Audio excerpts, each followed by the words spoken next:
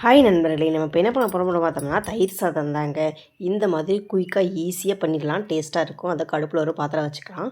பாத்திரம் வச்சுட்டு தேவையான அளவு ஆயில் ஊற்றிட்டு உளுந்தம் பருப்பு கொஞ்சம் நிறையவே போட்டு பொரிய விட்டுட்டு, இப்போ தேவையான அளவு சின்ன வெங்காயத்தை பொடி பொடியாக கட் பண்ணி வச்சுருக்கிறோம். ஒரு 3-4 பச்சை மிளகாய் சேர்த்துக்கோங்க.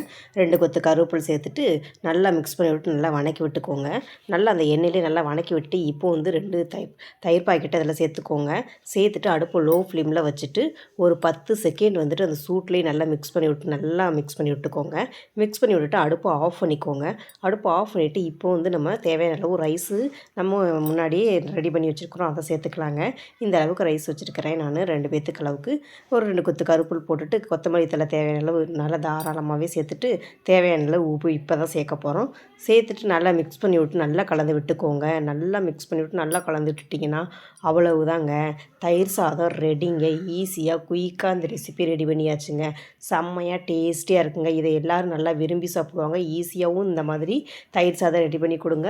தயிர் சாதம் பிடிக்காதவங்க கூட இந்த மாதிரி ரெடி பண்ணி கொடுங்க, செம்மையாக சாப்பிடுவாங்க. அந்த அளவுக்கு டேஸ்ட்டு சூப்பராக இருக்கும், ஈஸியாகவும் இருக்கும். நம்ம காலையில் லேட்டாக எழுந்திரிச்சிட்டோம், டியூட்டிக்கு டைம் ஆயிடுச்சு அப்படின்னா தயிர் பாக்கெட் மட்டும் இருந்தால் போதும். இந்த மாதிரி ஈஸியாக குயிக்காக டேஸ்டியாக அந்த ரெசிபி ட்ரை பண்ணி கொடுத்துடலாம். அந்த அளவுக்கு டேஸ்ட்டு சூப்பராக இருந்துச்சு.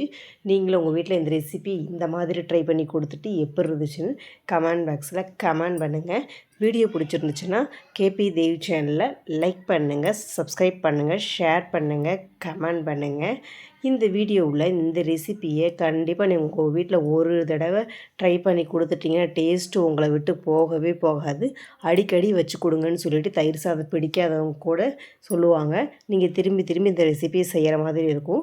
அந்த அளவுக்கு டேஸ்ட்டு சூப்பராக இருந்துச்சு. நான் எங்கள் வீட்டில் இந்த மாதிரி என்னோடய ஸ்டைலில் இந்த மாதிரி இப்படித்தாங்க எங்கள் வீட்டில் தயிர் சாதம் செய்வேன். செம்மையாக இருக்கும், எல்லோரும் நல்லா விரும்பி சாப்பிடுவாங்க. எங்கள் வீட்டில் என்னோடய ஸ்டைலில் பண்ணுறது இந்த ரெசிபி தாங்க. தயிர் சாதம் இப்படி தான் எங்கள் வீட்டில் என்னோடய ஸ்டைலில் பண்ணுவேன். இதில் கொஞ்சமாக தயிர் சாதம் எடுத்துக்கிட்டு கொஞ்சமாக பூண்டு ஊறுகாய் ஏதாவது ஒரு ஊறுகாய் வச்சு ஒரு வாய் எடுத்து சாப்பிட்டு பாருங்கள். இனியே வெயிட் பண்ணுறீங்க, இந்த ரெசிபியை ட்ரை பண்ணி தான் பாருங்களே. பாய் நண்பர்களே.